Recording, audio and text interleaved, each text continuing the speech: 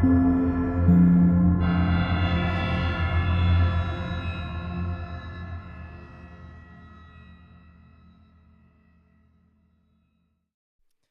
into Northern Astrology. My name is Gracey, and we are here today to talk about sports astrology. Isn't that exciting? I am super geeked to be covering this Las Vegas Raiders at the Kansas City Chiefs game, where every Sunday that the Chiefs play, or every day that the Chiefs play, I go live and talk about the cosmos and how they relate to the Kansas City Chiefs and their opponent. So very excited to once again be here bright and early on a Sunday morning where you all might not be waking up yet, but I am awake and ready to go.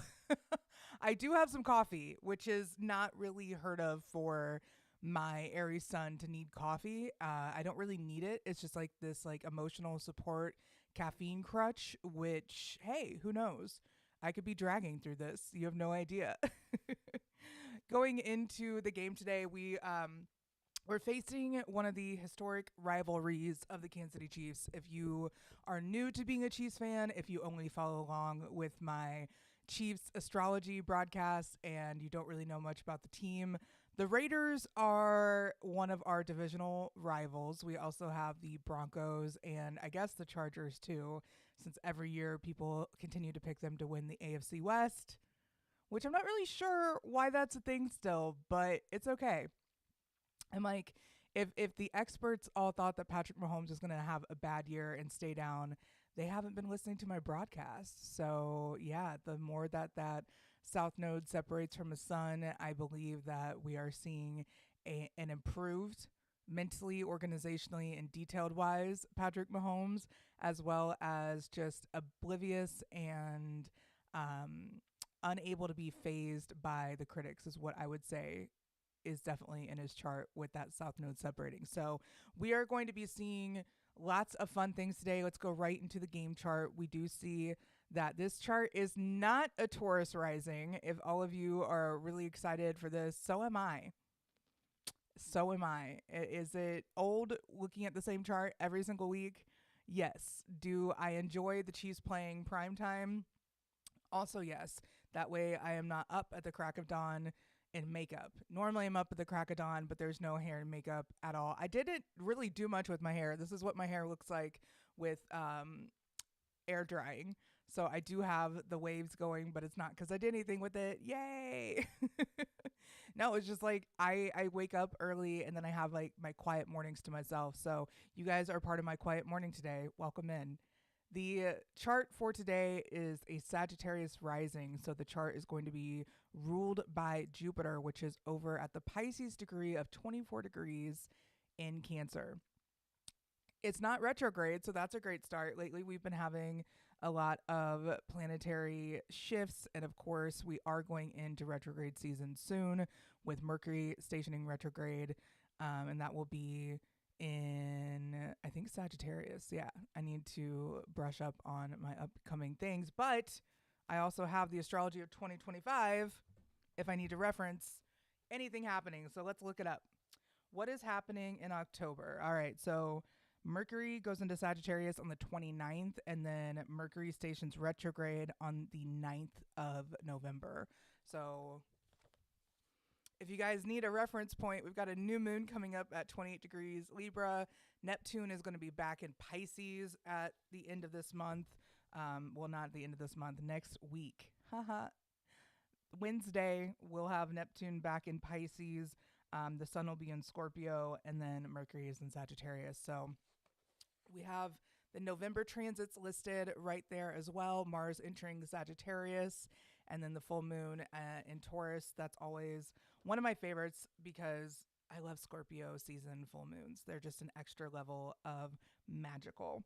So like I said, retrograde is not happening. Mercury retrograde is not happening until November. We are in pre-shadow phase next week, I believe. So with all that being said, is this going to affect today's game? No. Is it just talking about the future transits? Yes. All right. I'm glad we cleared that up. So we have the 9 o'clock position of the chart where you would normally look to a clock for 9 o'clock a.m. or p.m. you would be seeing the 19 degrees and then the arrow sign, which is the little Sagittarius glyph right there on the 9 o'clock. And that is where the chart starts. This is the kickoff point as well as the ending point.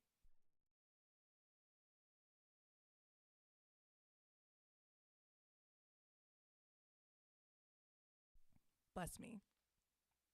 I'm really glad that I had my eyeliner completely done before any sneezing happened today. So thank you, whatever God rules over sneezes. I'm really glad that didn't happen. I would have had rings around my eyes. No thanks. But since this chart is ruled by Jupiter, Jupiter in Cancer in the seventh house is going to be the chart ruler. And that makes a little bit more of a personal, emotional type of game. It's not emotional in the type where everyone's just going to be sitting around crying. This is just going to be a high energy, high stakes game, which, if you're looking at a rivalry, yeah, you have to have seventh house placements, right? There has to be that interpersonal connection or triggers. Who knows? But looking at this chart, we see the first house empty. I do think that means that the tone of the game or the attitude of the game or the aggression of the beginning or that first burst of energy is open. It is open to whoever wants it more. And then going into the second house of the game, where I like to see the pace of the game, we do see Pluto and Pallas Athena neatly nearby. Pallas Athena is no longer retrograde. So maybe burst of information. Maybe this is when people try to transform the connection or the network of the game, the kind of moral fibers that hold it all together. It could be transformed there. Looking into the third house, we do have the North Node, Saturn, Neptune, and Ceres all there retrograde in that third house. So mindset is definitely going to be key. Once again, kicking is going to be an interesting thing as long as the North Node and Saturn are both in Pisces, just because feet are kind of key to that whole kicking process, and Pisces rules over the feet. And with the Chiefs having Chiron in Pisces, that does make it for an interesting time. And it's only getting closer. The North Node is only getting closer to that Chiron at 14 degrees Pisces. So it'll be interesting for sure. Going into that fourth house where we see Chiron retrograde in Aries, I do believe that the fourth house, it might be some mental issues. So the Chiefs today are the home team. And that's where we can see some possible frustrations, some tantrums, or childlike joy coming to the surface, and they're actually having fun with football again. Going into the fifth house, thank God we don't have that South Node in Virgo in the fifth house this time around. I do think the referees are going to be a little bit better to deal with this game. Just because there's no fifth house placements does not mean that they're not a pain in the ass. That 11th house also, that fifth and 11th house axis is like the refs and then the audience, fans, team, just like the groups of people reaction. So I definitely think that there's going to be some aggression. I mean, look, there's a Mars and Mercury conjunction today at 18 degrees, which is a diabolical degree in degree theory, and it's definitely a critical degree, and that's known for very vocal, very angry. So there definitely will be some rough anger today. I don't really see what side of the ball it will be on until I pull up that tri-wheel, but for now, just know that it's there. That sixth house Uranus at 0 degrees Gemini retrograde as well.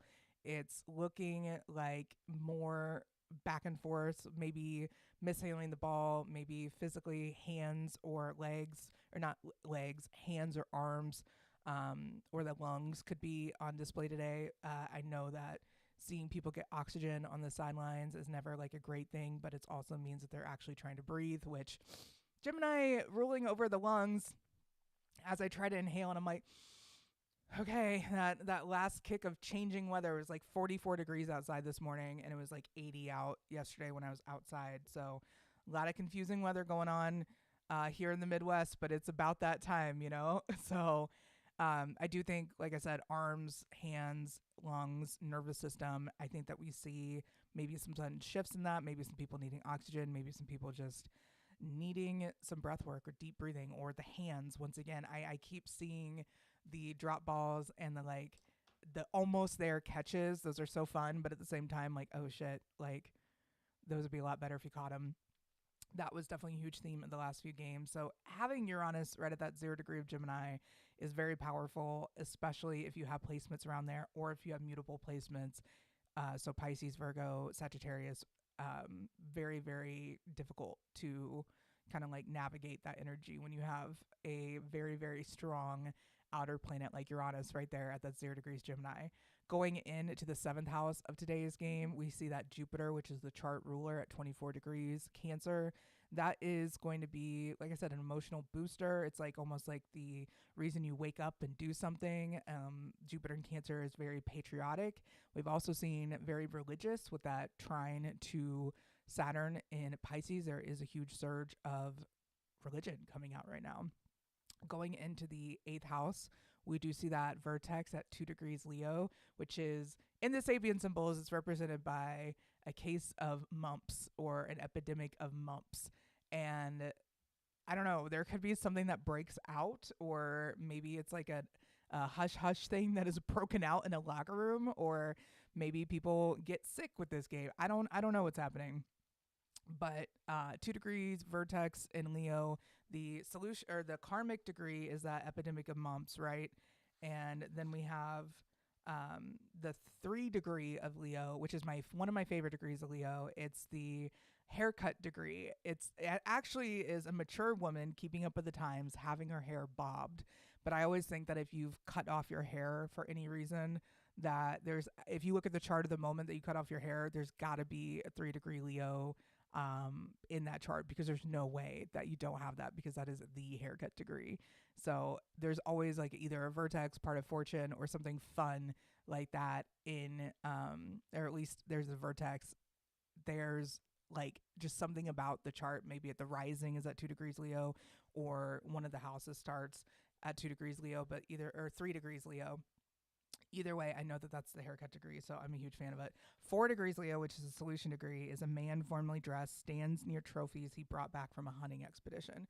I don't really see anybody doing hunting expedition things this time around, but I definitely see that there's going to be somebody that wins and somebody that loses. And the Raiders, unfortunately, have been beat up by the Chiefs so many times over the last few years. It's kind of almost not nice anymore, but luckily this is football and we're not worried about being nice. Going into the ninth house, we do see that South Node in Virgo, and that is opposing Saturn as well. So it's like, all right, the South Node separated from the moon, which I think we all took a big deep sigh of relief when that happened.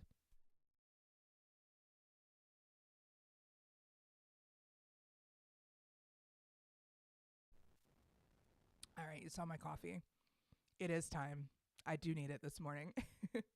The moon and Venus today are known it's as Venus Gate. So the rise or the descent of Ayanana is marked with the Venus gates, right? And it's Venus as the morning star or as the evening star, depends on which one it is. Um, I don't have the dates in front of me, or else I tell you which gate this is. But having Venus on the MC in the ninth house as well as the moon, I do think the Raiders are going to show up. I don't know if they can like keep up the momentum or keep up the pacing that they show up with, but I do know that they show up today with having that moon and Venus and South Node all in the ninth house. The Chiefs do know the Raiders quite well. The Chiefs are at home, so I think once again, just because there's Chiron retrograde in that fourth house, which represents the home team with my delineation method, I see the ninth house as the travel team. So the South Node, Moon, and Venus there definitely indicates that there's going to be a significant boost, or at least a burst of energy of some sort. But with the Moon and also Venus being loosely right there, conjunct the Sun, it is very much the new moon coming through. The Chiefs were created under a new moon, and they were established right on a new moon. So I associate the new moon usually with the Chiefs doing well. That sun in the 10th house, you know, whenever you have a noon chart, the sun is usually in the 10th house because it's the highest point in the sky that it will be. And so that noon chart really showcases the tenacity of the sun, even though the sun is at its fall in Libra. Going into that 11th house, we talked about the Mercury and Mars conjunction at 18 degrees Scorpio. There's a reason that I just jumped into this chart this morning, okay? We'll just put it that way. There's a reason that I just said, you know what? I don't need to do my little rants that I like to do at the beginning of this broadcast. I'll save it for the end, right? Because at the end, I'll actually have all the things out of my head that I need to say, and I can actually focus on the things that I might want to say. There are a lot of people that would look at the Mercury and Mars conjunction and be like, all right, this is going to be diabolical vocally. The people are just going to be saying shit. I mean, but like, look at the landscape. It's a Kansas City Chiefs versus the Oakland Raiders. Excuse me, Las Vegas Raiders, whatever you want to call them. But they still have Oakland living inside them, right? You can take the team out of Oakland, but you cannot take the Oakland out of the team. And it'll forever be the Oakland Raiders in my mind. Shout out to California, Oakland, California, where I was lucky enough to attend a Chiefs and Oakland game.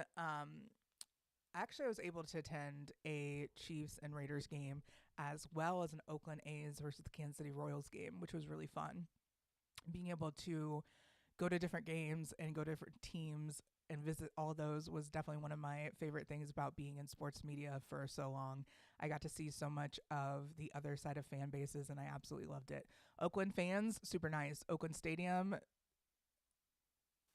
ugh, no thank you. They don't even have mirrors in there. Like, you know how like rough of a place you have to be where they don't even have mirrors. They just have shiny metal drilled into the walls, and you're just supposed to be like, yeah, I can see myself. This works. Maybe you don't want to see yourself if you're in Oakland. I don't understand. But going into that 12th house, which is ruled by Mars, which is conjunct Mercury today at the 18 degree of Scorpio, we do see the part of fortune at 29 degrees Scorpio in that 12th house, as well as Vesta and Juno. So Vesta on the ascendant. We've talked a lot about Vesta in the world of sports astrology, and it's like what keeps the fire going inside. And so maybe spiritually, this is a spiritual conquest for many people on this team today, whether you're Chiefs or Raiders fan. You know, beating the Chiefs for the Raiders would be a spiritual moment, and the Chiefs beating the Raiders is a spiritually healing moment for all the fans, because the Raiders definitely come in and surprise everybody sometimes, right? So let's go ahead and look at the Raiders game today. If you are looking for the Rashid Rice chart, I will be pulling that up next. I'm very excited to share that with you because my sports astrology show has actual birth times from players, and that's something that I pride myself on being able to collect and do so ethically. I'm not getting birth certificates from the hospital. I'm simply asking the guys, hey, what time were you born? And if that doesn't work, then I will email them and say, hey, what time you're born? And if that doesn't work, I'll try a DM and be like, hey, what time were you born? But yeah, I don't talk about a lot of the, connections and stuff that I have still here in the Kansas City area, but I'm grateful that I have the connections that allow me to grab birth times when I want to from certain players. So it's great being able to use astrology in a way that helps everyone learn and study is kind of what the goal is here with my whole sports astrology show. So very grateful to have that. Going into the Raiders chart, right? We're going to look at that first house, which is jam packed for the Raiders. Will they be showing out? Absolutely. Will they be showing their ass? Maybe. Look, they've got an exact conjunction of Mars and Saturn in Capricorn, which means Mars is exalted and Saturn is at home in Capricorn. So that Mars in Capricorn ruled by that Saturn in Capricorn, I know that life a little bit. I have my Mars ruled by my Saturn in Capricorn, and that exalted Mars, it's a blind spot sometimes. And when I see in team sports, it's a lot different than the one-on-one like UFC fights that I watch.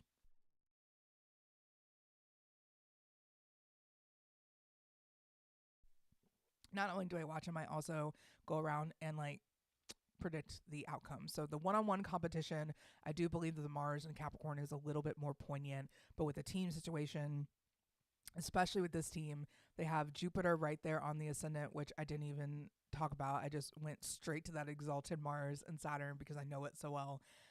That Jupiter right on the ascendant, it does show luck and it does show abundance. It also shows blind faith in certain areas, possibly in certain individuals. But there is a lot of that needing to spread the word when you have Jupiter in Sagittarius, this big, boisterous planet already, the largest juggernaut in our solar system outside, I guess, the sun. Um, there's just something about Jupiter that amplifies whatever it touches, and that can be the insecurities as the last deacon of Saturn, or the last deacon of Sagittarius is ruled by Saturn, and that the 25 through the 30th degree of Sagittarius is a very insecure type of degree. So it starts with like a rich kid on a hobby horse, and then the 29th degree of Sagittarius is represented by a fat boy mowing a lawn. So 29 degrees Sagittarius, having that in your chart, it shows a lot of physical body insecurity as well as possible ups and downs you've had with your body throughout the years. In my Vedic chart, I definitely have that placement. I have something at 29 degrees Sagittarius. I can't remember if it's like, can't remember what it is. It could be Saturn, honestly. But going into the rest of that first house, we do see, like I said, the Saturn and Mars conjunction as well as Venus right there. So having Venus, Mars, and Saturn in Capricorn, it's a very much, it really represents Al Davis, right? If we're looking at this chart, seeing Al Davis as this like guy who would not die, or this guy who lived forever, and kind of like the ghost of Al Davis is haunting the Raiders. And I don't think that's too far off with all that Capricorn energy. I can definitely see Al Davis's archaic presence still very much alive with the Raiders. Going into that second house, we do see their sun at 9 degrees Aquarius conjunct their exalted Mercury. So having exalted planets, I definitely think can be a big boost. Like the Raiders have definitely had a lot of great years, right? They've had a lot of success. They've had a lot of big pushes. Like they were great through earlier times in like 80s, 90s, but now they're kind of a laughing stock, but they pull out some wins every once in a while, and it is what it is. The Chiefs have definitely been tormented by the Raiders. When even the Raiders were having a down year, it was their own personal Super Bowl to play us. I said that last week. I'll say it again every week. When you have as much success as the Chiefs do, every team coming for you is like, hey, we want to beat you because that's our personal Super Bowl. It's just, it is what it is. So the pace of today's game, I do think they're going to keep up just fine. I think they're going to be able to keep up back and forth.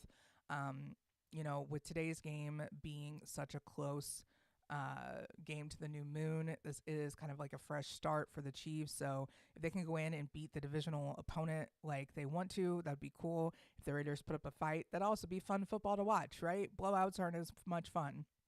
Going in to that third house, the Raiders have their moon and south node. So they're going through their nodal reversal right now, which is where the north node and south node switch spots. So them having a south node in Pisces, they're meant to become more detail oriented and more organized this lifetime, right? With that north node in Virgo, it's all about the physical body and knowing that health is true wealth, and getting your head a little bit out of the clouds and out of the dreaminess of the past and getting it focused towards the future. Having their moon and south node both in Pisces, with Saturn there and Neptune about to jump in there this week, I do think that that is a little bit of a escapist type of placement. They might be mentally trying to be anywhere else today than the current situation.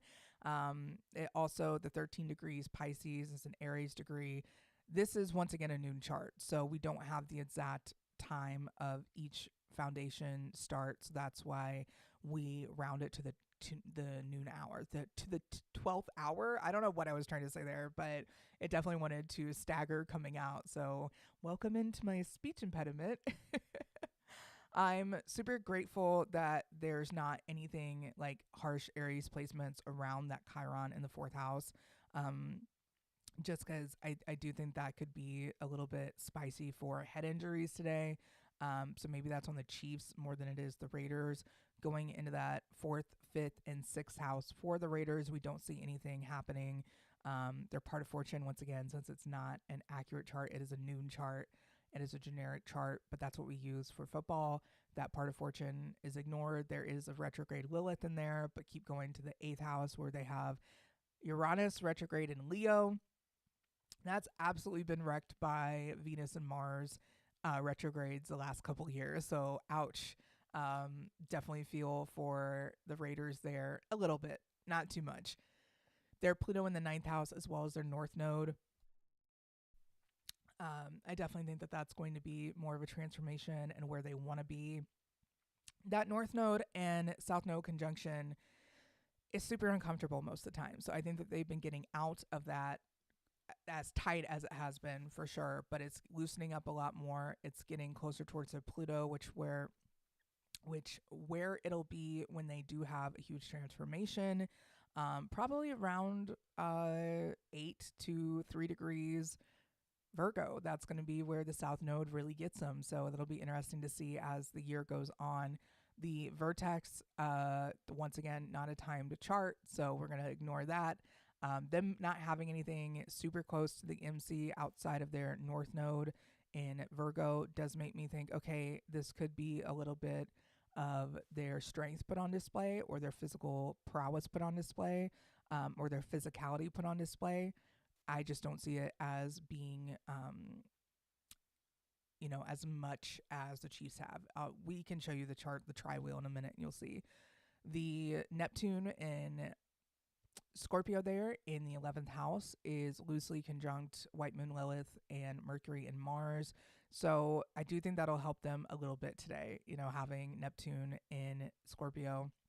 You do go to the depths. You do have to go to the root cause a lot of the times. And there's a lot of issues around the root chakra of feeling safe, secure, and at home in your body, as well as free to express all the things that you want to this lifetime.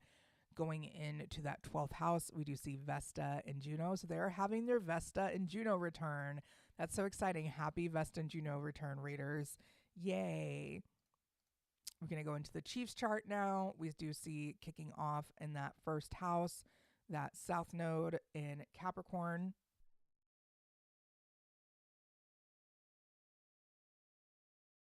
Which, hey, South Node in Capricorn, you guys are the real workforce. You are the underlying strength of most people's day-to-day lives. Having a South Node in Capricorn means that you have reached the highest heights and gone to the darkest depths, and you're here to be cozier and comfortable and learn what creating a family dynamic versus conquering the world might look like for you. So if you have a South Node in Capricorn, the best book you could ever read is Astrology of the Soul by Jan Spiller. Look up your South Node and North Node through that book, and you'll learn so much about yourself.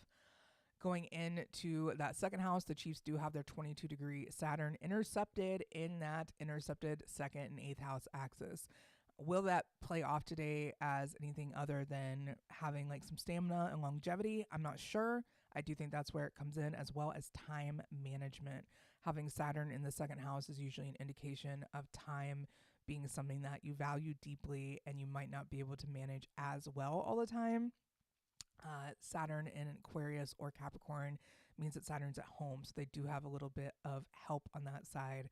But it's a kill or be killed degree, and I know that time management has been a problem for the Chiefs at the beginning of Andy Reid's tenure here, not so much now. Going to that third house, it's all about mentality. Butker, if you're watching this, because I'm sure you're watching a stream about astrology before the big game, you just have to have more mental power, and that'll connect with your legs. So working with your Sagittarius energy, Butker's got a lot of Cancer placements, so the moon is really important. If Butker developed any sort of relationship with the moon, he would be a better kicker, right? Anytime you have Cancer placements, especially Cancer risings, if you have a Cancer rising in your chart, that means that you are ruled by the moon, and that means that the moon's cycles are hella important to you. Belly Jelly said, I love the Astrology of the Soul book. Help me understand my Virgo North Node and my fourth house. Oof.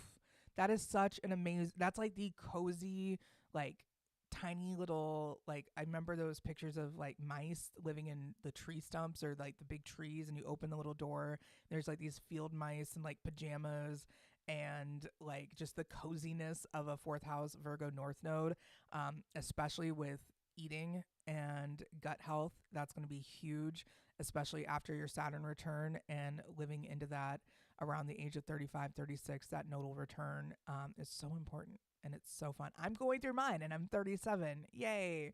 It'll be a blast to like really understand what all I accomplished in this North Node return or this nodal return that I'm going through. But for now, knowing that, you know, there's so much that you can grasp through understanding your South Node and then work towards your North Node, it's such a gift.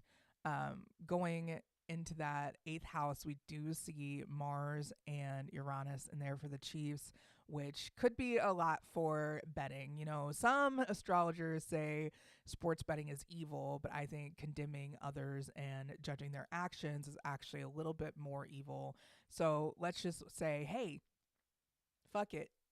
In a perfect world, nobody's addicted to gambling. Nobody's addicted to alcohol. Nobody's addicted to escapism. Nobody's addicted to ignoring everything that's going on in their life and pouring it into substance. Let's just say we're in a perfect world and there's no vices, right?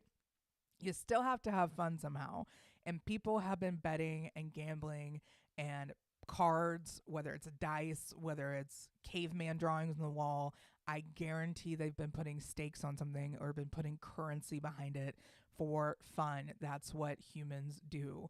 So if you're mad about it, be mad, stay mad. It shows. So if you're that mad about it, it'll show on your face.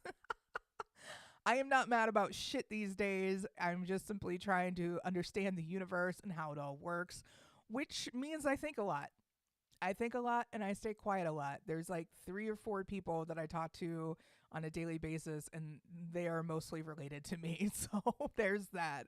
It's like you got to stay focused on the things that matter. And for me, what matters is not controlling what other people do. It's simply living life. And through the sports astrology journey that I've been on, it's been like, okay, people are going to imitate you. People are going to come along and do the things that you're doing, but no one's doing it like you, Gracey. So keep going. And if you are like that in any area of your life, I highly encourage you to not pay attention to what others are up to and simply be in competition with yourself. Can I be better than I was last week? I don't know. Last week, if you guys watched my interpretations of the game, I kind of fucking nailed it, right? Like everyone else is like, oh my God, the Chiefs are going to be ass. The Lions are going to come out there and destroy. And the Lions did show out quite a bit, right? I'm not saying like, oh my God, I'm so good at this. But like, I knew that the Chiefs were going to win by double digits, even though what we saw was not exactly a prize winning game by any means. It was definitely intense. It was definitely all over the place as far as stressful if you're a Chiefs fan.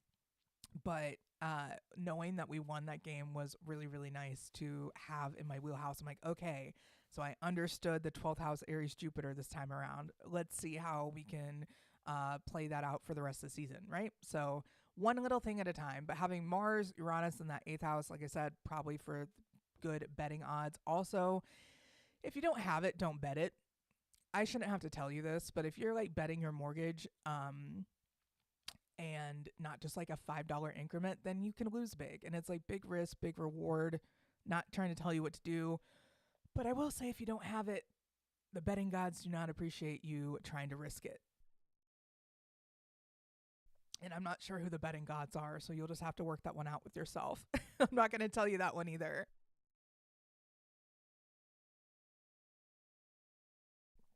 All right. So going into that 9th house, which is the travel team, with Pluto being there for the Chiefs, as well as Vesta and Juno, Ceres, and the White Moon Lilith, there is quite a bit of stand up and be physical energy here for sure. Making sure that the Chiefs do make a physical stand is going to be important against the Raiders. Then we have in the 10th house, nothing for the Chiefs.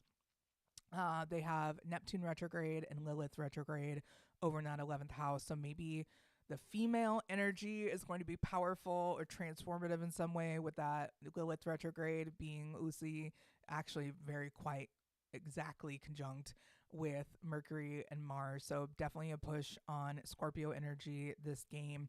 Ninth house, or excuse me, ninth house, another house of banishment. The ninth and 12th and 6th and 3rd houses are all houses of banishment. But the 12th house, not ninth house, is right at that 29 degrees Scorpio. That 29 degrees Scorpio part of fortune. So Scorpio energy is definitely going to be key for today's game. And we'll see a little bit more of that, like what is the Scorpio energy when we look at some of the fun charts for sure. So many Libras in today's game. I didn't realize that like everybody was a Libra. Yeah, there's the game solo. Then here is the tri-wheel for today's game. We will revisit this, right? We are going to revisit this, and I'm going to go ahead and do my little prediction post-its. So go ahead and take a minute to look at the charts, and I will be right here scribbling on this knockoff post-it brand tablet square. There we go.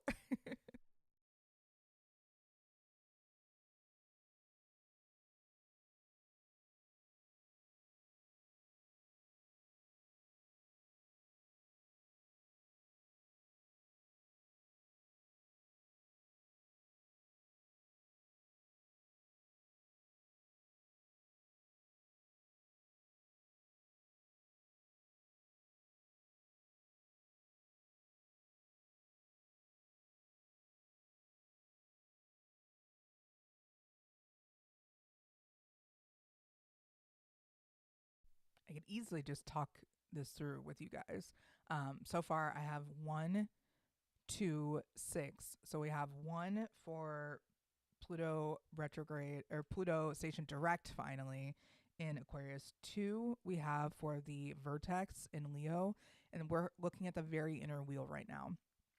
6 I have because of the degree of the moon, with that 7-degree Venus right next to it. I am going to go ahead and put 13 down, just adding that moon and Venus gate together. Let's go ahead and put in 26, which is the degree of the sun. 29, which is the part of fortune in that 12th house. And then that's where we get to, okay, where are we going to go next with this? I'm going to go 48, as that is the Jupiter, the 24-degree Jupiter in Cancer, doubled.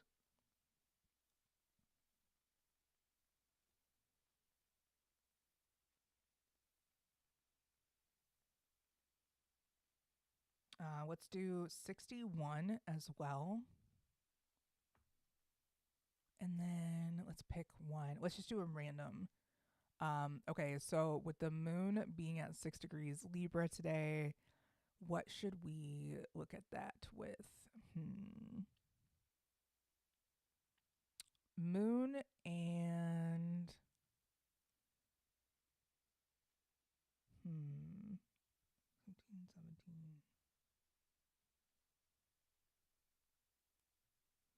Okay, let's just do 77 and then 80. Should we do an 87? Let's do an 89 and 95. Sure, why not?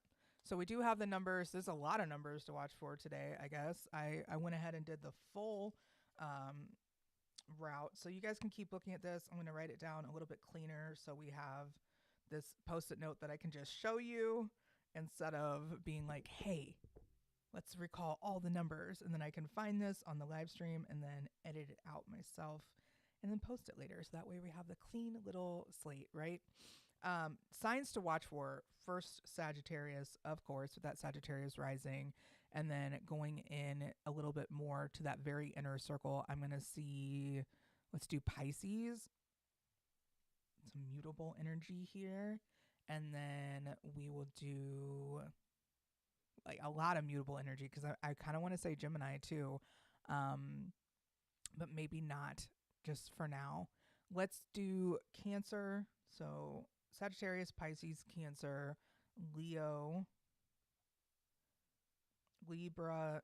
Libras have been getting a lot of love for the last few weeks. I know it's been Libra season, but definitely doesn't help. And then let's do Scorpio. So we have 6 signs. We've got a bunch of numbers to watch. Here we go. My horrible handwriting that you guys can see. 1, 2, 6, 13, 26, 29, 48, 61, 77, 89, 95, Sagittarius, Pisces, Cancer, Leo, Libra, and Scorpio. Yay, we did it. What is the game going to be? Let's do Chiefs by 13. Okay, Chiefs by 13. I'm getting that number through the moon. Of course, you guys might have found out that over the summer, I decided to look at every single game the Chiefs have ever played and chart it. Like, why not? Why not chart the moon for every single Chiefs? That was 941 games, if you want to know. 941 games.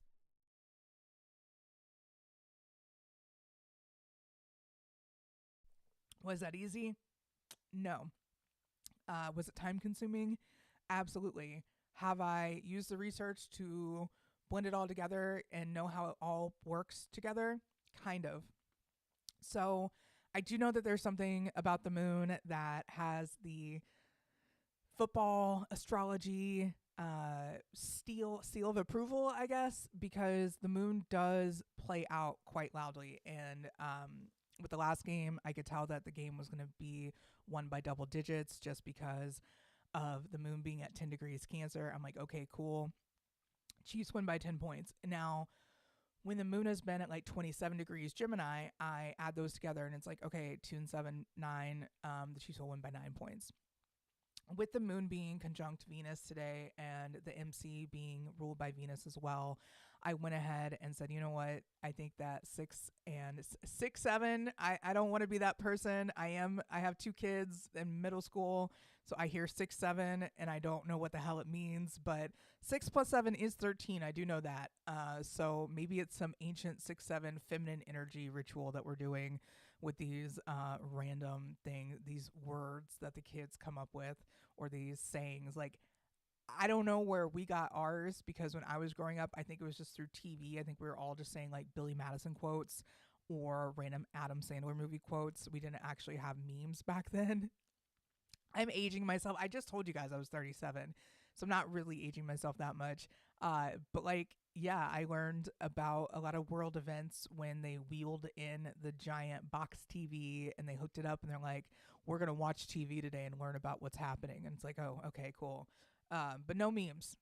Not a lot of memes. So that's definitely disappointing. But I'm glad we got our predictions and everything out of the way first, because I have something very cool that I want to share with you all that is a chart that I've really wanted to have since the moment he joined the Kansas City Chiefs. And that is the chart of none other than Rashee Rice. I understand that this is a complicated figure in the Kansas City Chiefs lore. I have been a part of the Kansas City Chiefs fan base since the early 90s. I've been a member of the Chiefs fan base by choice since the early 90s. I think by force was the 1988 debut of my fandom. I was born into a Chiefs fan and somebody who didn't really care that much about football, but loved the Chiefs because she loved her husband. And yeah, it was beautiful. Like, we watched all the teams around us have a lot of success growing up, and then finally in my 30s is when they finally got good. When they finally got really scary and like undefeatably good.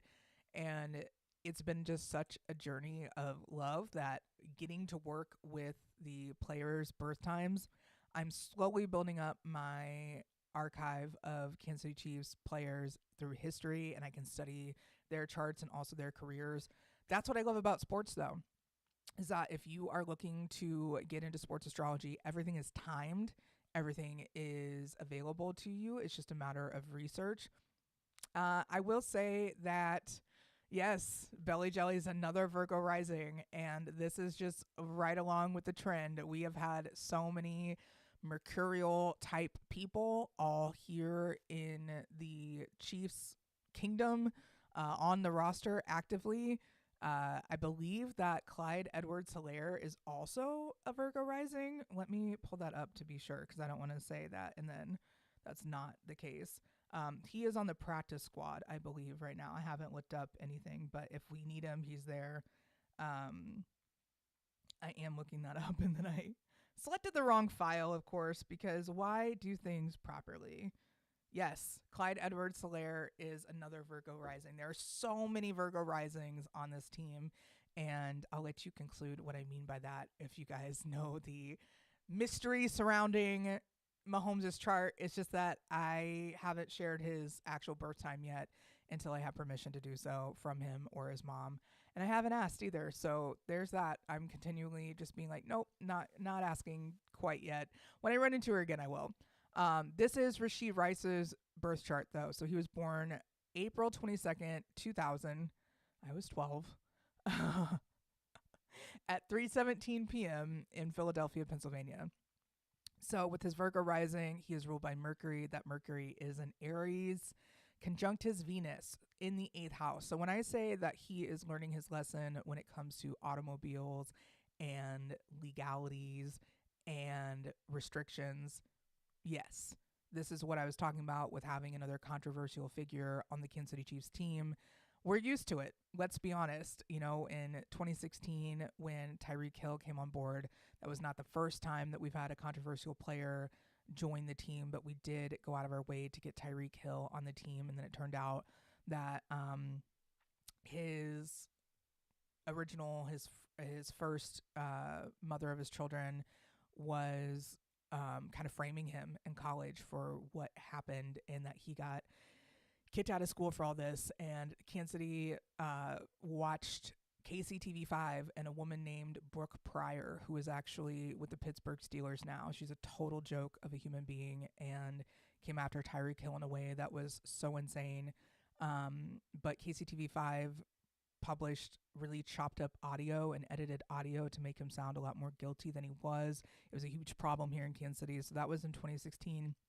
Now, in 2025, 9 years later, we've had so many polarizing figures come through Kansas City, and people that they might not be like a huge fan of. You know, they came through Kansas City, and Andy Reid either rehabbed them or fine-tuned their image for long enough that they were able to pass by. We've had a lot of incidents with front office people, so it's like we're no stranger to complications in Kansas City. People come from big, big, big parts of the world or big, big, big cities all over the United States. They come to our little small area, and it can be a little bit like, okay, all eyes are on you. It's true. Like, you can't really get away with much in Kansas City as a professional athlete. People will either call you out or share the news of what you're up to. I have so many rumors and so many people that have sworn up and down they've seen X, Y, and Z happen. And it's like, cool, cool. Until I see it for myself, I'm just going to be one to not perpetuate rumors. So that being said, Rashid Rice experiencing a lot of strife through driving and through his recklessness. He does have his moon in Sagittarius in that 4th house, as well as his Pluto and Chiron in his 4th house. So having a 4th house Pluto, having a 4th house moon, there's a lot behind closed doors that we don't know about, right? So there's a lot of things that it would be really obtuse to speculate on his chart. So I am just going to address that I do think the Mercury and Venus conjunction in Aries, as well as this part of fortune there in the 8th house, can indicate a little bit of the road racing energy. I do have an Aries sun sextile my Gemini moon, which is my chart ruler. So I do know all about the life of being a speed racer. Now I drive so below the speed limit, not like dangerously below the speed limit, but I'm like, if I'm getting towards the speed limit, I'm going a little too fast. There are children in this area. I don't want to get anyone in trouble or have an accident. I get very much like separated from that Aries, like I got to be there first kind of energy. That's a good thing, Aries. If you need to know that, it's a good thing to slow down and smell the roses. So try it sometime. I know that's like asking Aries to basically give up on life by not being first at everything, but hey, if I can do it, so can you. That 8th house sun in Taurus, though, it is at a power degree. So I want to talk about the fact that it's at 2 degrees Taurus, and that is known as a power degree in degree theory. If you have placements at 2 degrees, it's a very formidable degree. I love the word formidable. So if you hear me use it all the time, it's definitely associated with Taurus energy, that strength and that resilience and the stubbornness of it all, right? Having an 8th house sun is not an easy task by any means. You are constantly faced with the mortality of things, as well as the gravity of things, as well as the undercurrent of life and that death and rebirth cycle. So hopefully with, his maturing I don't want to say that, he's growing up in the public eye, but seeing how people aren't fully grown until after their Saturn return, he's got a little bit to go. So we will see more of the ups and downs of anything when that comes to a public figure, right? But we're definitely going to see some more ups and downs with Rishi Rice and the case coming up.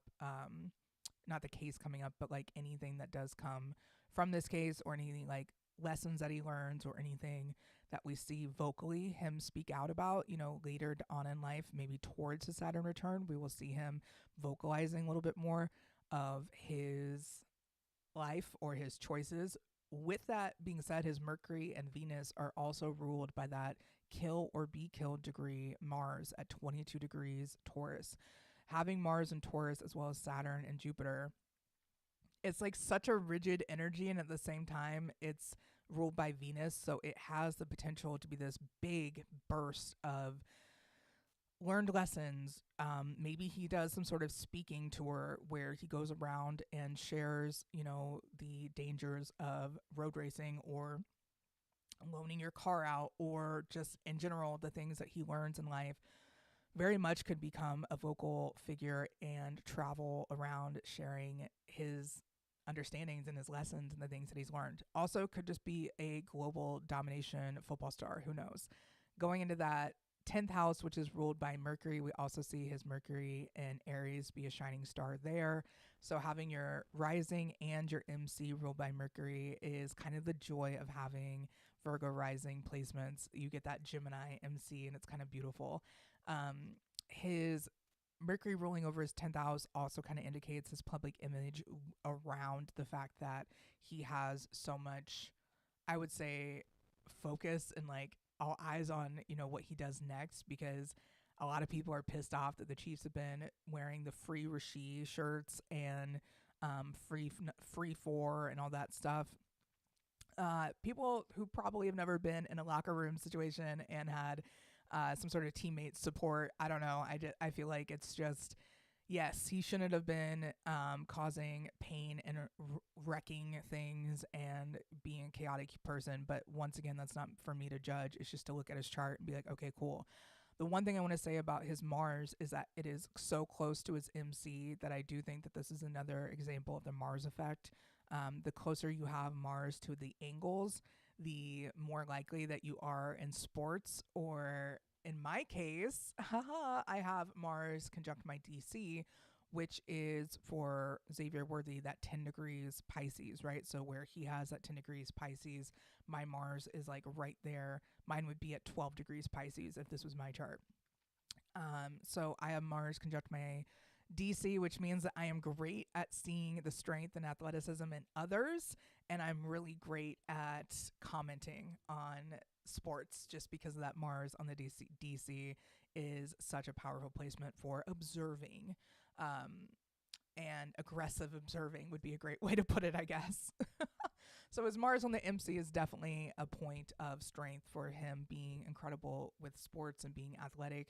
He also has his North Node in the 11th house in Cancer, which to me also shows that nurture and understanding through others, and maybe sharing that with others and sharing the things that he's learned as well.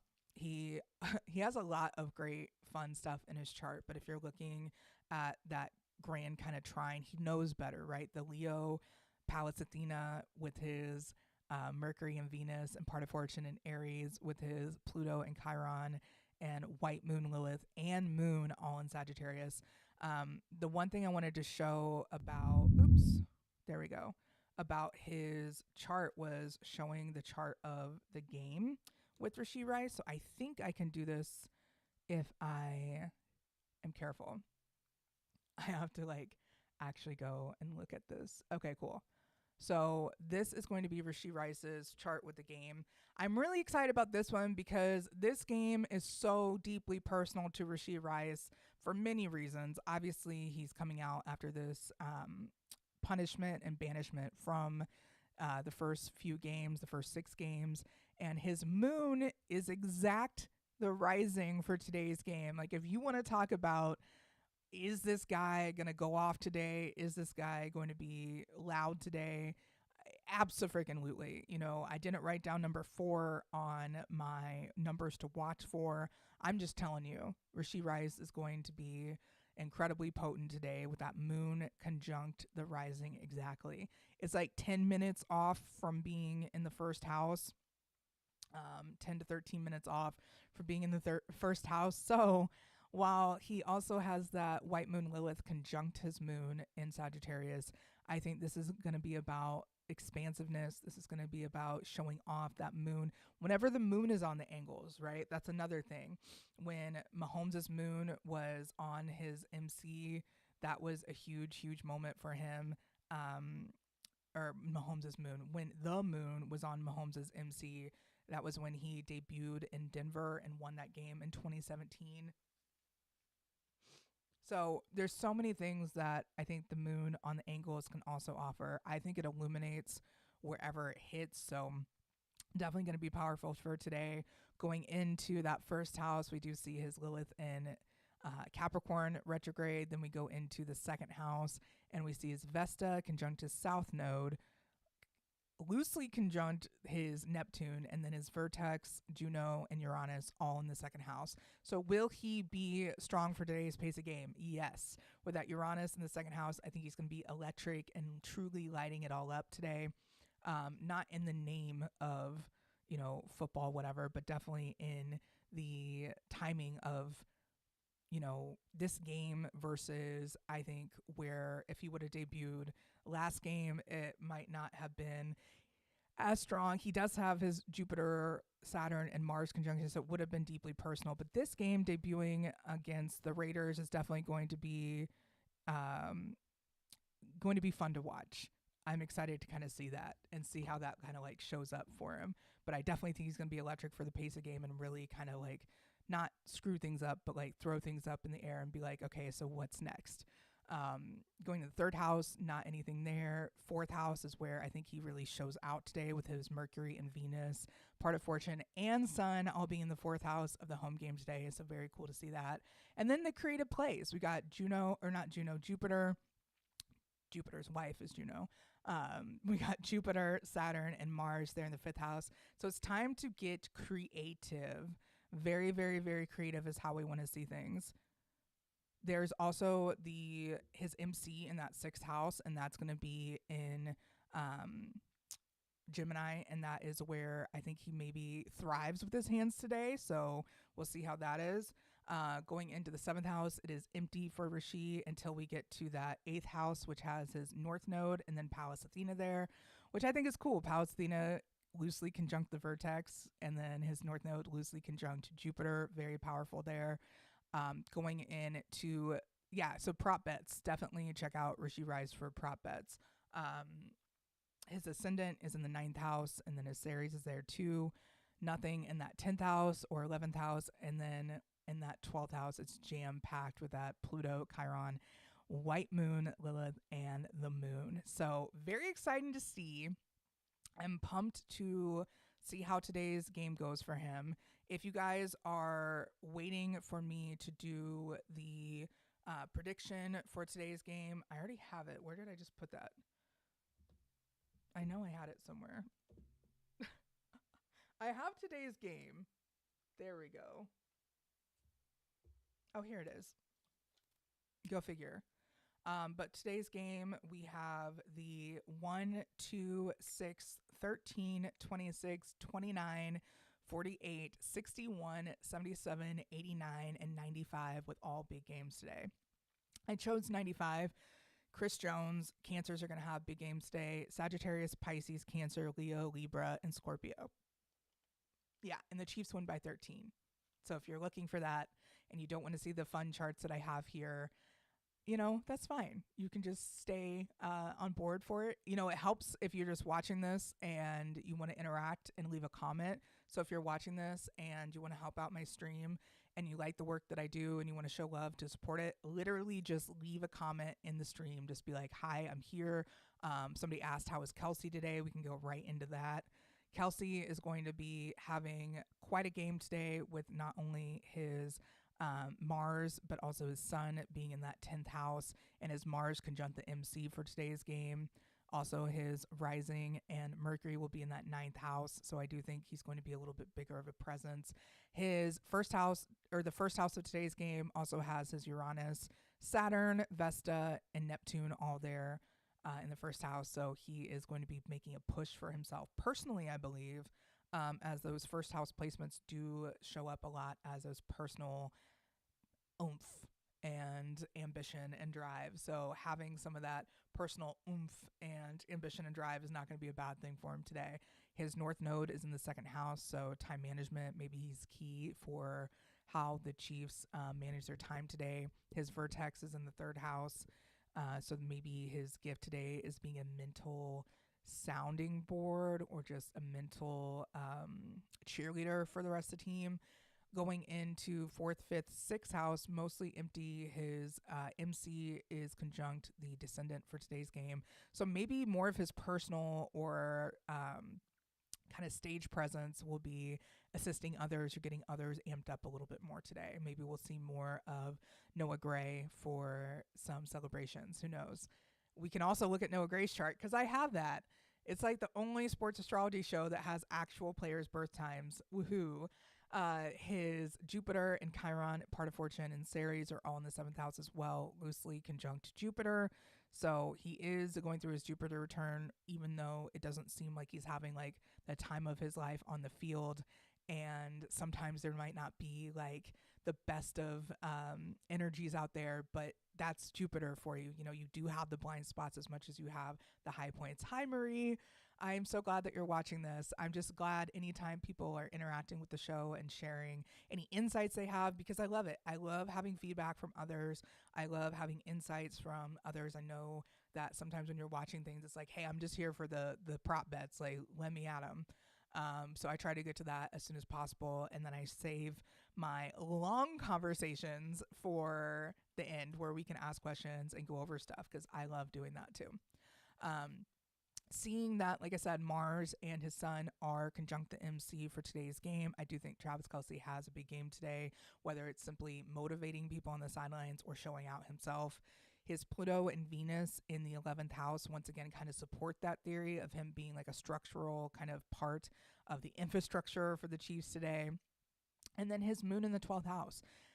We're going to see how that shows up, because I keep saying that I understand the 12th house in astrology, and then I get immediately checked that I don't actually understand the 12th house in sports astrology. So it's like I do have a lot of 12th house placements. I understand the isolation, the spiritual retreatness that you do have to have of that 12th house moon life, or that 12th house life in general. For the longest time, I thought my moon was in the 12th house, and then I found out that it's not, and I felt like, oh my God, life has opened up so much because I don't have a 12th house moon. It's actually in the 11th house. And I just don't want people to think that the 12th house is this prison of sorts. It is an open door prison. And I feel like it is as much of a safe space and like a cocoon as you make it, as much as it is a place where you can feel stuck, trapped, isolated, and cut off from the rest of the world.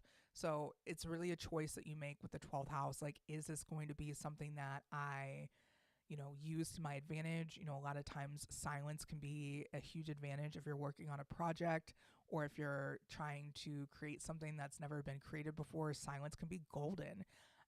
That's where some people just don't understand the 12th house. And I am learning more about the 12th house in astrology because I think it's kind of petty in sports astrology.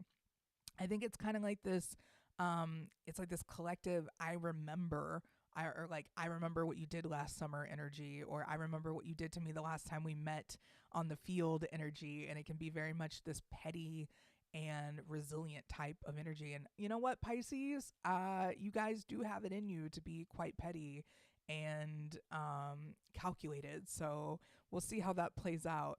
Going into Patrick Mahomes' public chart, like I said, I do have his actual birth time, but for these live streams, I choose to use his public chart because most of the time we don't have like the opposing quarterback's birth time anyways. I think Josh Allen is one of the only people that we do have his birth time confirmed publicly, which is kind of wild. I'm like, who did that? Who found Josh Allen's birth time? I have so many questions. Maybe that's the other thing.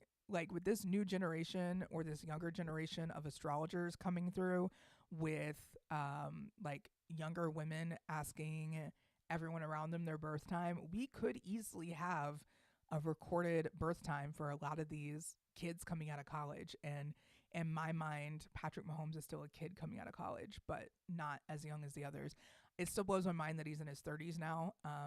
But it's kind of funny to just be able to sit back and be like, oh yeah, still a kid.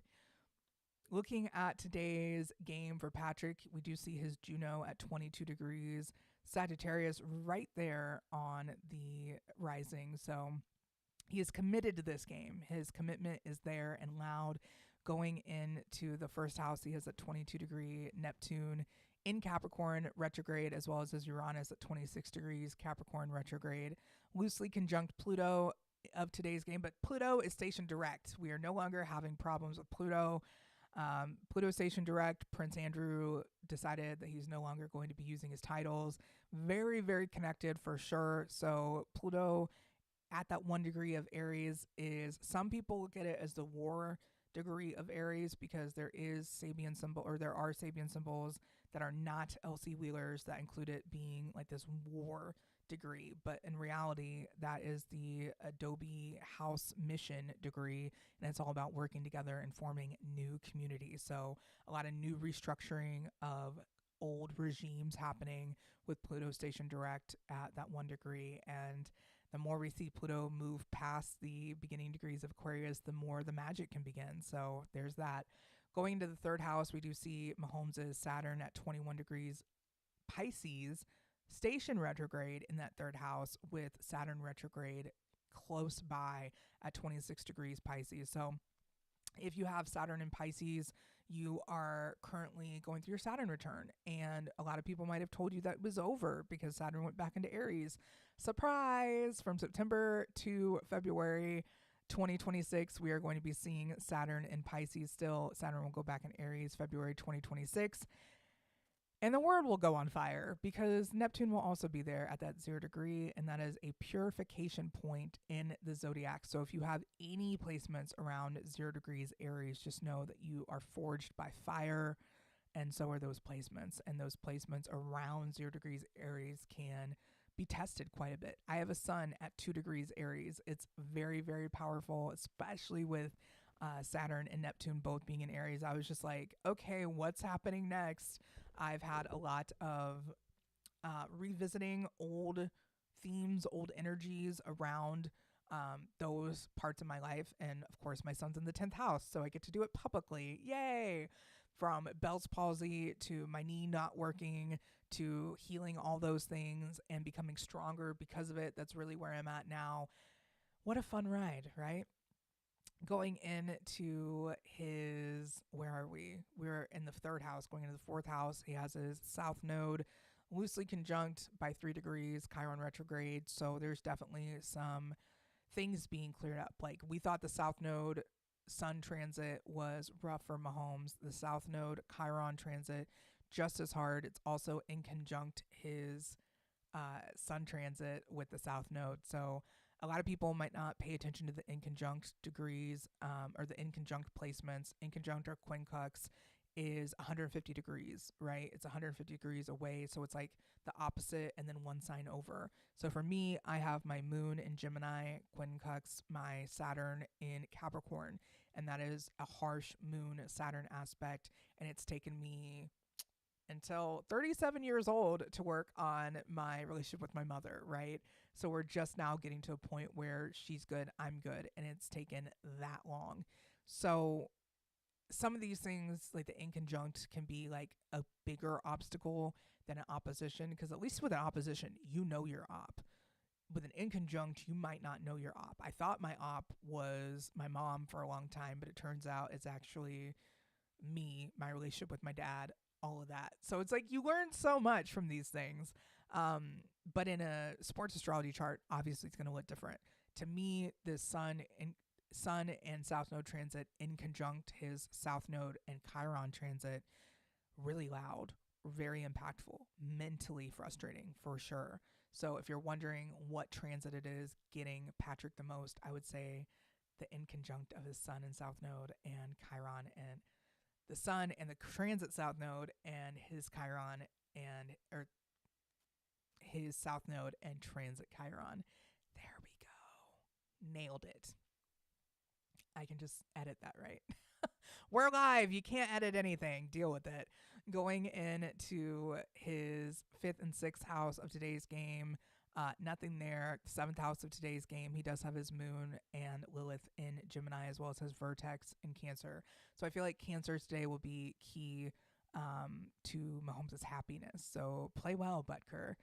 Then going into the 8th house, we do see his MC at 3 degrees Virgo, but that is a not, yeah, I don't know why I mentioned the vertex too, because that's not his vertex and that's not his MC.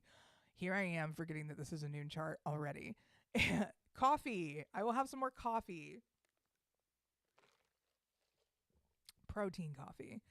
Then we have Pallas as well as Vesta, his Sun, Chiron, Venus, all right there in the 9th house, and then his Mercury over in Libra in the 10th house with his North Node and Mars. So 10th house Mars, 10th house North Node, 10th house Mercury. Mahomes will definitely be showing out today, and he'll be a problem for the travel team, which I think we already knew to begin with. But hey, it's good to have reminders, right? The sun being conjunct his North Node, I do think that's good for his core vitality and his core energy for today's game. So definitely a huge fan of seeing boosts there, as well as his Pluto being loosely conjunct the Mercury and Mars conjunction of today by about 10 degrees. He is in a loose orb there with both of those. So transformation wise, I think he does transform this team into a solid, not contender, because they're already contenders, but a solid push forward. And his Jupiter in the 12th house, we're going to see where that shows up again today, because 12th house placements have been kind of my study for this sports astrology venture that I've been on. I do think that the 12th house has some pettiness as well as resilience and also magic in there. With, we saw the Super Bowl, Jalen Hurts and the Eagles having so much of that Cancer energy in the 12th house was definitely magical to see, but also really hard to gauge. So interesting there. So yeah, that's Patrick Mahomes' chart for today's game. And then we're going to look at Geno Smith, because Geno Smith is the opposing quarterback. And the Raiders are playing today, so we do have to look at the opposing quarterback.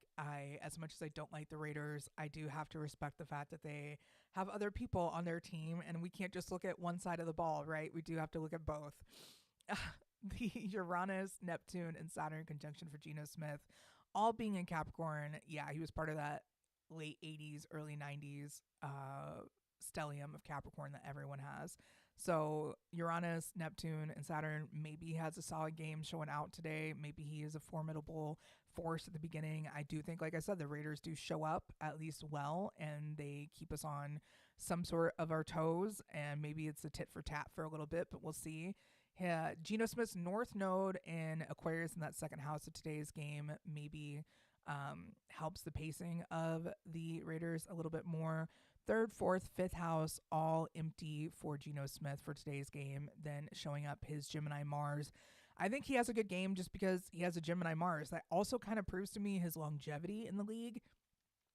Mars and Gemini is all about the hands and arms and lungs. So his lung power is as important as his arm strength and hand strength, hand grip, whatever you want to look at. Having a Mars and Gemini means he's a mental weapon as well as a physical one, which is always powerful. Gemini is a sign of polarity and opposites. It is also the twins, so it's like opposite twins almost. The positive and negative of things and the duality of life. And so that black and whiteness for Gemini is usually mixed together in a gray area, and that's kind of Gemini in general. I see them as a gray area, and I have a Gemini moon, so I can say this. And it's my chart ruler, so I can say this. And in Vedic astrology, I have a Gemini rising, so I can say this. But yeah, having Gemini energy in that 6th house is definitely going to be a mercurial approach to aggression. Moon in Cancer there for Geno Smith. Once again, this is a noon chart for Geno. I'm making it even for Mahomes and Geno by not having their birth times, just using noon charts to cast, and that'll work just fine. Having that moon in the seventh house does mean this is going to be a deeply emotional and a personal game, very much a rivalry in Geno Smith's mind, as much as it is the Raiders in general. Going into this with an emotional tie to the game might actually help. Having his Chiron in Cancer, loosely 2-degree orb of, I keep saying loose conjunction, and it's like, it's 2 degrees away, Gracey. That's not loose.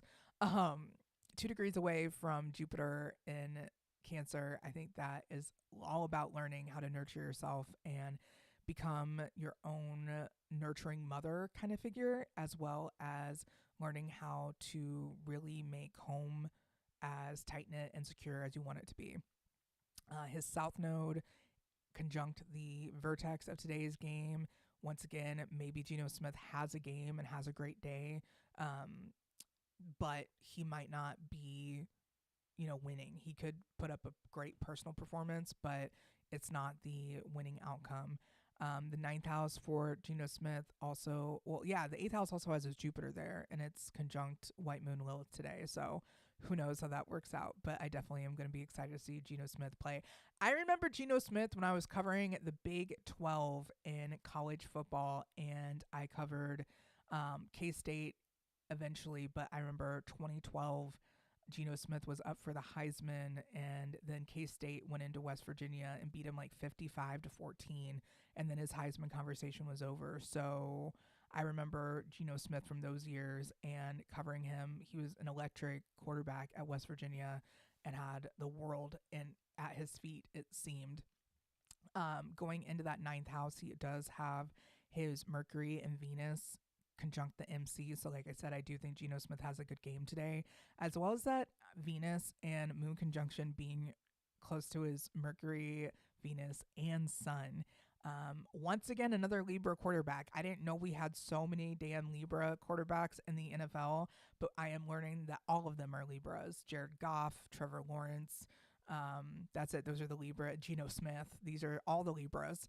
And just interesting. I'm like, I had no idea so many Libras were like head of teams. And like, when you think of Libra being the fall of the sun, you also realize that it's not at its fall. It's just a different type of feeling, like the sun being exalted in Aries, which I'm an Aries. It's a very foolhardy type of placement. Like I rush into things and I don't think about what's going to happen. I don't think about the brevity of it all. I don't think about the impact. I think, oh my God, I'm here. That's exciting. Let's keep going. I don't think about, oh my gosh, I made it to this point and now I'm at this point that I didn't think I was going to be. And like Libras like to dramatize a lot of things in a way that can kind of be like off-putting at times, where it's like, you're really making a big deal about this again. But in reality, they're like, every day is a blessing. And when you have a sun in Libra, your sun is at its fall all the time. And so you see the joy and the gratitude of having another day to try again. Whereas Aries just expect it. That's kind of me in a nutshell. I'm just like, yeah, I woke up again. Like I won it. Come on. Going into that 11th house, we do see his Pluto right there conjunct the Mercury and Mars for today's game. So maybe he becomes transformationally a different type of quarterback. We will see. I did talk about Kelsey already, so I can talk about Noah Gray, as we might be seeing quite a bit of him today. Like I said, the rising of today's game starting at that Sagittarius, 19 degrees. We didn't talk about that rising sign, so we might as well talk about it now. Mostly because I have it bookmarked in my handy dandy Sabian Symbols book. And 19 degrees Sagittarius is also where we saw Rishi Rice's moon. It is this degree of Sagittarius that's like disgusted with itself, right? This is a Libra degree. 19 degrees is a Libra degree in degree theory, and it is represented by pelicans disturbed by the garbage of people move their young to a new habitat. This symbol is all about I guess I didn't know that pelicans represented Jesus in art, But it says pelicans disturbed by the garbage of people move their young to new habitats. The pelicans in Christian art are a symbol of charity. They are also an emblem of Jesus Christ, by whose blood we are healed. That this comes from the myth that pelicans feed their young with their blood, which arose from the fact that the parent pelican transfers softened food from one large bag under its bill to its young. This symbol often pictures the realization that conditions are changing and you, your family, and sometimes friends don't feel safe and secure in your environment. You may need to move to a new situation that can provide a better way of life with more nourishment and less danger. Wow, I feel like this is just screaming at Arrowhead itself to be like, look, um, this is where the Kansas City Chiefs are, right? We have this 19-degree game. I'm just going to pull the game chart back up because why not? This 19 degree of Sagittarius is very much about what I feel like is the Kansas City Chiefs moving Arrowhead to a safer and better location, right? Arrowhead right now, the Kansas City Royals are looking to move their stadium to a more downtown centric, a more viable location than Raytown, Missouri. Like Raytown is not nice, right? Where the stadium is right now, Arrowhead and Kauffman Stadium, I'll never call it GEHA Field. Like, fuck off. There is, it's a cesspool. There's nothing around it. There was a Drury Inn, but that place, you don't want to stay there. If there's not a Chiefs game being played, no one goes to Raytown. And if they do, then they have some sort of reason to, and it's usually specific, and it's not like, hey guys, you just want to go check out Raytown? No. So I think this is very much maybe where the conversation starts about people being like, it's time to move the Kansas City Chiefs out of here, which is real. 20 degrees Sagittarius, which is the truth degree to today's game, rising, is represented by, in winter, people are cutting ice from a frozen pond for summer use. This is all about preparing ahead. So you're in a garbage place, you prepare ahead for your next move, and then what is the solution degree? It's got to be something more specific, right? Absolutely not. This solution degree is 21 degrees Sagittarius, and that's one of the most confusing degrees in the Sabian symbols. It's represented by a child and a dog wearing borrowed eyeglasses. So it's goofy and playful, and that's where I think we need to kind of focus on today's game. I think it will be a playful and goofy game as much as it is an emotionally charged game. So that's where I was going with the Sabian symbols. Don't worry, we're back to Noah Gray's chart. Having that 19 degree Sagittarius rising, though, I do think that they're going to be focusing on where Arrowhead will be built next. Because let's be honest, we can't have a Super Bowl and be in Raytown. Womp womp, not happening. And if you know anything about Kansas City, you know what I'm saying when I'm talking shit on Raytown. It's like the Olathe of Missouri. Now you know how I feel about Olathe. Going into today's game for Noah Gray, though, and not talking shit on the metro area cities of Kansas City, I will go ahead and say his rising being the first house shows formidable opponent. As it is a 1 degree Capricorn rising, he is a force to be reckoned with that is ruled by his Aries, or his Saturn in Taurus. It's ruled by his Aries. It's ruled by his Saturn in Taurus, and that is loosely conjunct Aries Chiron today, as well as his Mercury and Jupiter in Aries. So that'll be very fun for Noah Gray. I think he's going to be showing up and showing out. That Mercury and Mercury and Mars conjunction is really fun there, as it's in conjunct his Mercury and Jupiter conjunction. So I do think that's going to be a little bit of a boost today. I think Noah Gray does have a good game today and gets to show out quite a bit. His Venus is also conjunct the descendant of today's game. So I think that he's going to be showing out quite a bit with his hands, catches, big game. So I would add him to that list if I, was going to change my list. I could maybe put, instead of the 89, 83. But if you're going to do any prop bets, which is all up to you and your betting ideas, I'm not telling you what to do. I'm not telling you to spend your money. If you have a gambling problem, call 1-800-BETS-OFF or whatever it is that I'm supposed to say when I talk about sports betting. Not to mention today for Noah Gray, his North Node and Vertex also form a grand fire trine with his Mercury and Jupiter, and then the Vesta of today's game. So I do think he keeps a little bit of a fire burning inside. There is not really okay, there is a grand water trine with Mars and Mercury and Jupiter, and then the North Node and Saturn and Pisces. So there is like that dampening of flame as well, but I do think Noah Gray keeps it going. His Pluto and Juno are conjunct Vesta for today's game, as well as his Chiron being in that 12th house. So maybe he heals a little bit of his leg work today. Who knows? Who knows? Very exciting though. And I definitely think he shows out. So that'll be fun to see. I'm just pumped to see today's game and how it goes. I know that like having Rishi Rice's chart is an exciting thing to have, like building my collection of people and, places that I can accurately share my love of astrology about and not just have like some general guesses. There's a lot of people out there that love what I do and a lot of people out there that want to get involved with what I do, and I tell them go for it.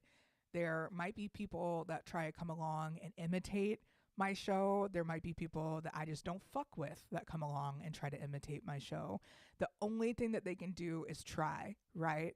I am 100% me at all times. I bring the fire of 1,000 suns to the show each and every time that I go live. This has been my passion project.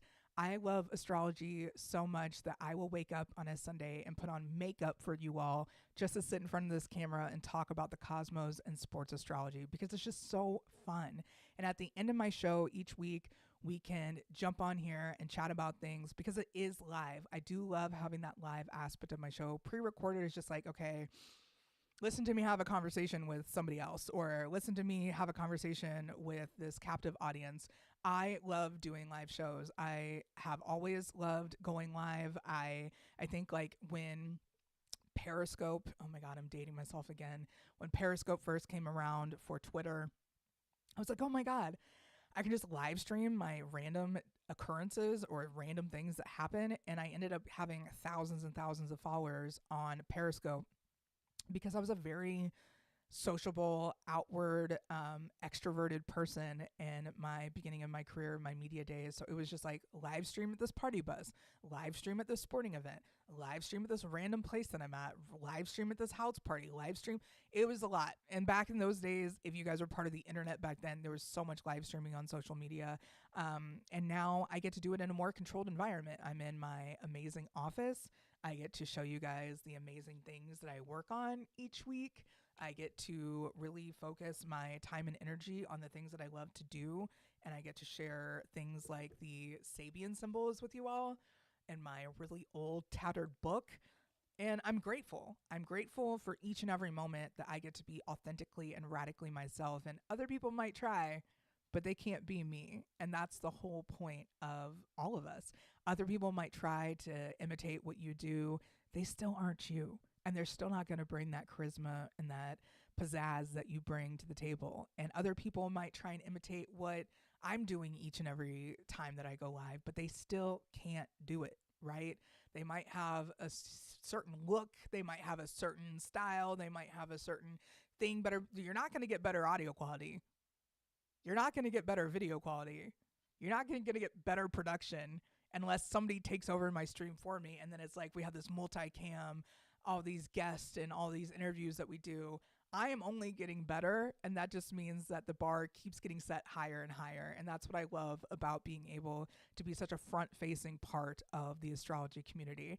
I've had people get really mad about the fact that I have taken over this space and been like, hey, look, I'm the expert now, and I'm going to go live every week. And it's like apparently to the point where people just don't fuck with me in the astrology community. And I'm like, cool, thanks. The people that really do fuck with me have been incredibly vocal. I do want to give a shout out to the one and only Empress Atlantis. If you guys are not on Twitter, you are missing out each and every day on her beautiful insights to placements, her hilarious insight to the current happenings of the astrology world, as well as her bona fide hilarious memes. There's nothing quite like having a 10th houser in your corner, right? And I got this amazing voice note from Empress this week that really helped me keep going, even in the face of so many imitators, right? So many people that have not great things to say about me, as well as I don't respect them. So it's kind of like, get fucked, right? And so having the ability to have like other people seeing me shine for who I am, and having another 10th houser be like, I see you, everyone sees you, keep fucking going. That is something that truly lights the fire underneath me, as well as puts the wind in my sails. So I'm forever grateful for Empress, as well as my close friends that see me putting in all the work and see me put in all the effort towards creating whatever platform I'm creating with this weekly show. I think that I want to keep going each week, whether there's sports on or not. And that way I can just have a live show every Sunday and kind of like keep the astrology world and perspective kind of in my jurisdiction. Sometimes I feel like I get lost in the astrology sauce. Sometimes I feel like because I'm not posting every day some insightful and brilliant thing on social media, that for some reason I'm not doing enough, when in reality I'm live every single week sharing transits, sharing insights, sharing observation, sharing learned knowledge through my own experiences. Last week I shared some very vulnerable stuff about my relationship with my father and my relationship with taking care of him as he ages. And it is truly such a blessing to be able to care for those in your life that cared for you growing up. And as much as it is something that I look forward to eventually, I don't have any excitement towards aging rapidly, right? Like, I've got so much time. I am looking to be at my best condition ever by the time I turn 40, whether that's professionally, physically, mentally, spiritually, emotionally. I know that I'm working towards a great future and working towards a long life full of adventure and cosmic adventure and figuring out things that I've been asking the questions to for years. And when you have those moments that everything clicks and everything feels like it sets you towards what you're meant to be doing, you feel it. You feel it from the ground up. You feel when you're being electrified. You feel when you're on the right path. You feel when you're in rhythm. You feel when you're living in purpose. And that is exactly what I feel when I get to share my love of astrology with you all each and every week. So thank you all for being here. You know, if you have anything question wise, jump in the comments, leave a question. I can get to it now. I can get to it later if you're watching this from a later time. I totally get it. I'm live at 10 o'clock Central Time, and the Chiefs are going to be playing in an hour and a half, right? So I could sit here the entire hour and a half and yap with you all because I have no problem doing that. But I also look forward to the fact that we have an early game. I get to take all this makeup off. It's not really that much, but I get to take off the layers that I have on. I get to cozy up for the rest of the day, make family dinner. It'll be so fun. And that's just my day.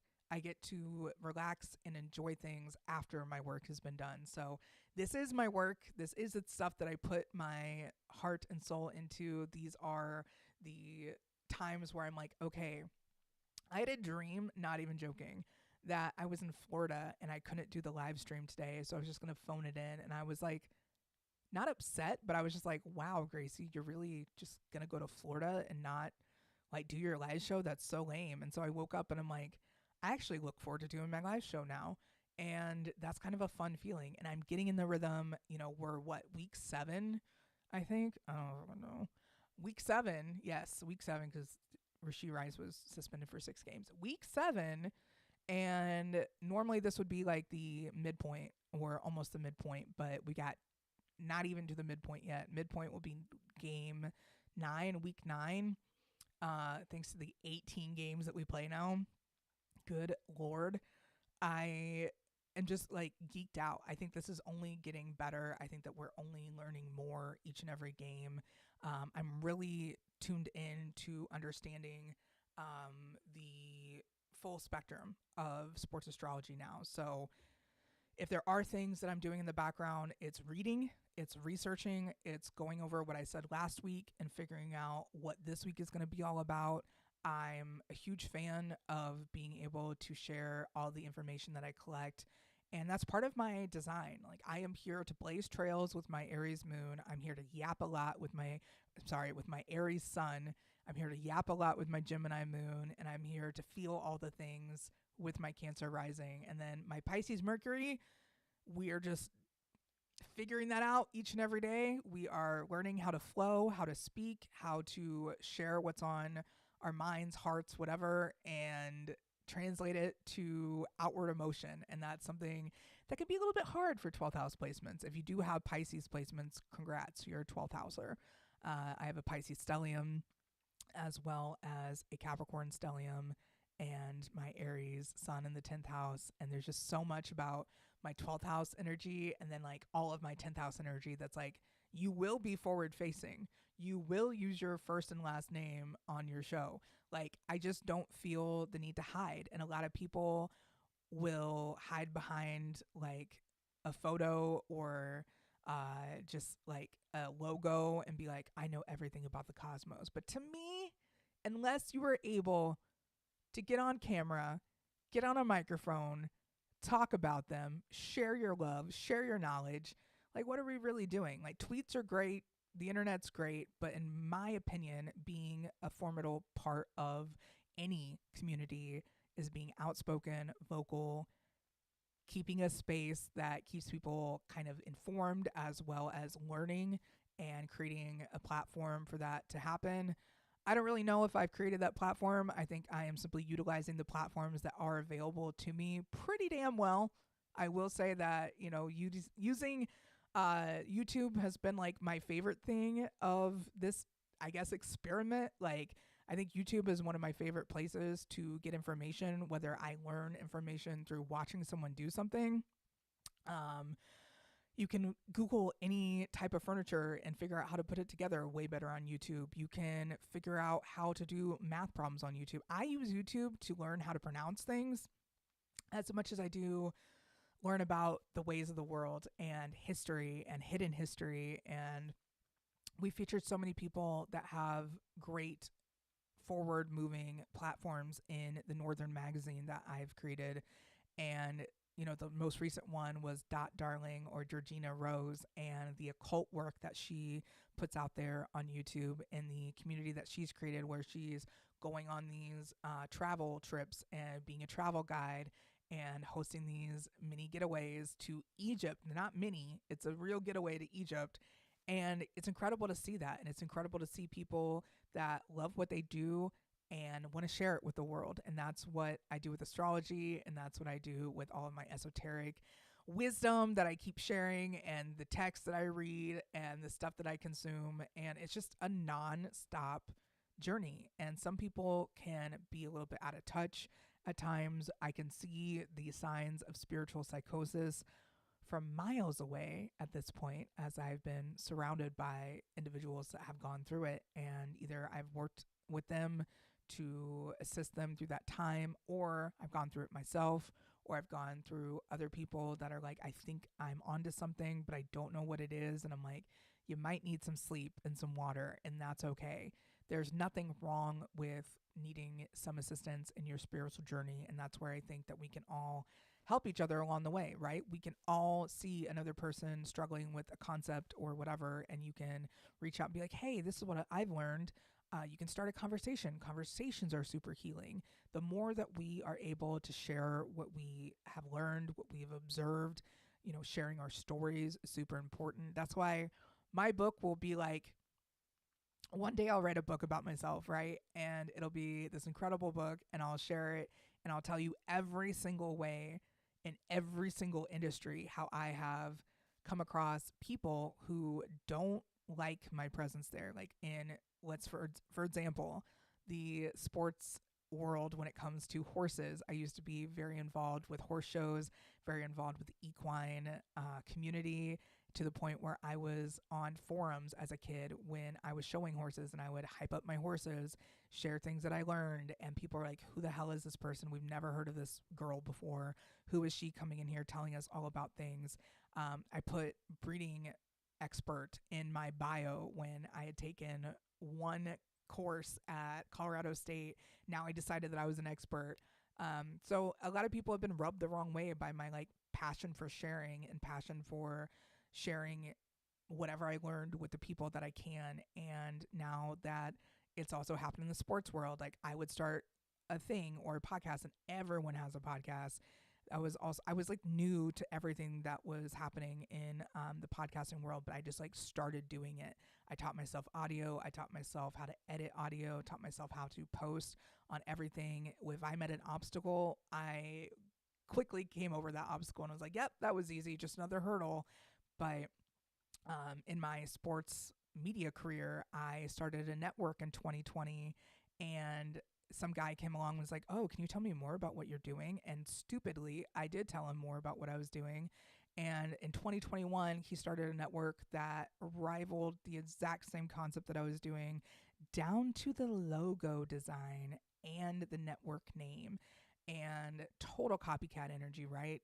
Had to eat that one and move on. I could have gone into the legal route and taken him for everything that he had and made a huge like deal about it. But my lawyer at the time was like, Gracey, if this guy had to copy what you came up with originally, it is a gift to you. It is a sign of protection that what you are doing now is more important. Focus on what you're doing now. It clearly works, and keep going. So I'm like, fine, lawyer, make way too much sense. All right. I won't have my revenge tour. Fine. I'll just go back to what I was doing anyways. And that's what life is. It's like people are going to come along. They're going to try and imitate what you do. They're going to try and copy what you do.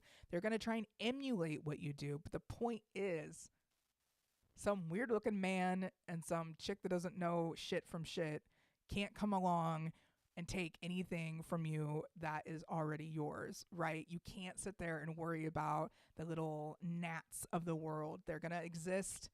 They're going to show up. It doesn't matter what people look like, sound like, whatever. They're going to see what you do and think that they can do it better.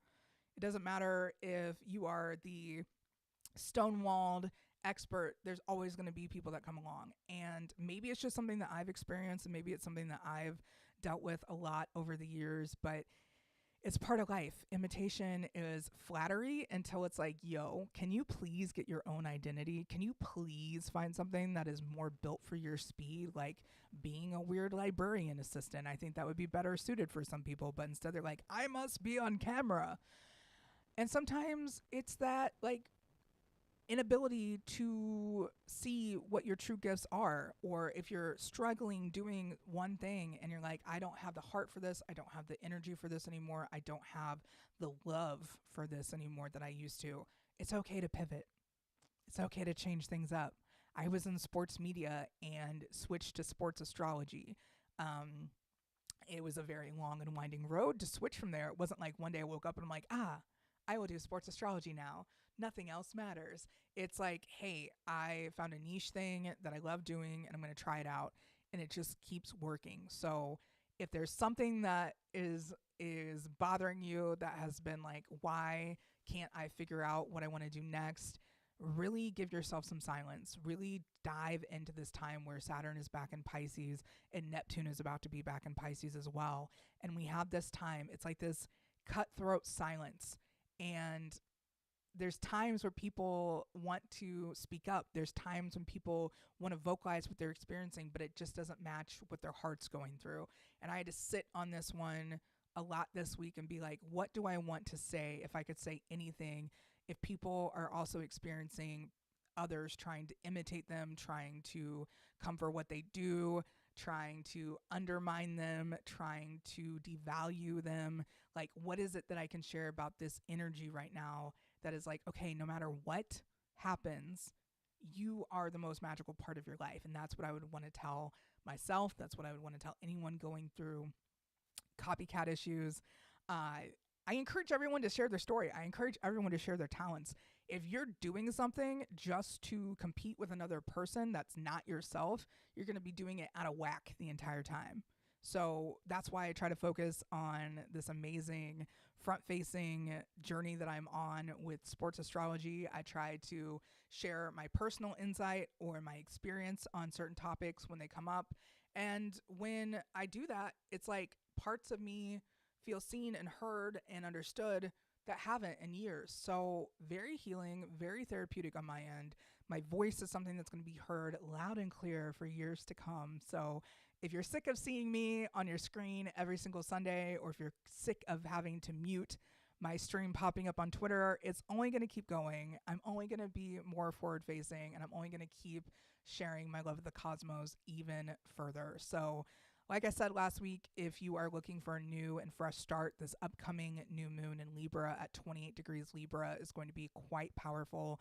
It is a mix of things, right? We get the ancient wisdom that comes from the depths of Libra. I'd like to mention that Libra is this like weighing of the heart and the halls of Ma'at with the heart and the feather. That's very much the scales and what it's all about. But when you get to, I'm pulling up the new moon. I'm like, why am I in the full moon of Libra? We need to get to the new moon section. So the new moon in Libra is right here. It is a man alone in deep gloom, unnoticed. Angels are coming to his aid. 29 degrees Libra, which is the truth degree of this upcoming lunation, is mankind's vast enduring effort for knowledge transferable from generation to generation.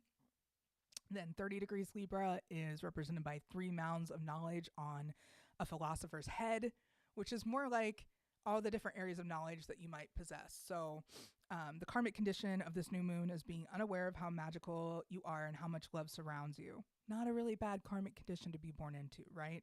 It might take some time in life to understand how supported you are by the universe, and yet when you realize it, there's no turning back. The truth degree of this new moon is about retaining this magical information and sharing it with the next generation, however possible. As much as we try to record history, the best way to experience history is by living in the moment. Putting down the need to remember and embracing the need to enjoy life in present tense is a theme here. If you're looking at what I'm reading from, it's my own book. And it's all in time for spooky season to kick off, right? We have this new moon, and then we're going into the depths of Samhain and the amazing Days of the Dead celebration. If you guys, it literally is a celebration all around the world. We have Diwali this week, and we have the Days of the Dead and the All Hallows Eve of Halloween, and I'm looking forward to using this new moon to kind of start anew in my 4th house, in my intercepted 4th house, which is where this new moon happens to be for me. And it's all about the new beginnings and the darkness of it all. You know, the sun being in Libra, the sun is at its fall. The moon being in Libra, joining the sun there, and it's starting a new fresh path is what we all kind of need right now. And so if you're looking for that new start to really kick in and to really support your next goals, not this week, but like the 21st is the new moon, obviously. Then the next date that you should really be like looking for it is the 28th of October. That'll be 7 days later, which is a square, which means that it's time to actually start the action. So if you want to put in the mental work and figure out where you're transforming this new moon, where you want to be transforming, look at 28 degrees Libra in your chart, see where that is. I will be celebrating the love of my life's birthday on the 22nd. Very excited about that, as well as Ninth House Publishing's 1-year anniversary. And we will be sharing all sorts of information and fun stuff for that.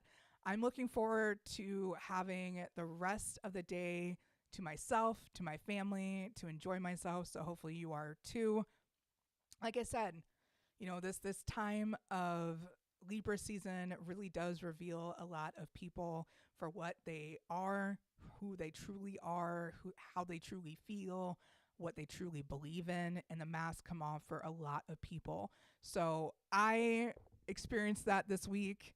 I experienced it in a way that I almost rage quit once again doing sports astrology, because I'm like, what is the point? And the point is to keep going no matter what. There's nothing like a 4th house transit to be like, do I really want to do all of this, or am I doing this for some other reason? No, the reason I'm doing it is because I love sports, I love astrology, and I love combining the two and creating it into the magic that I do each and every week.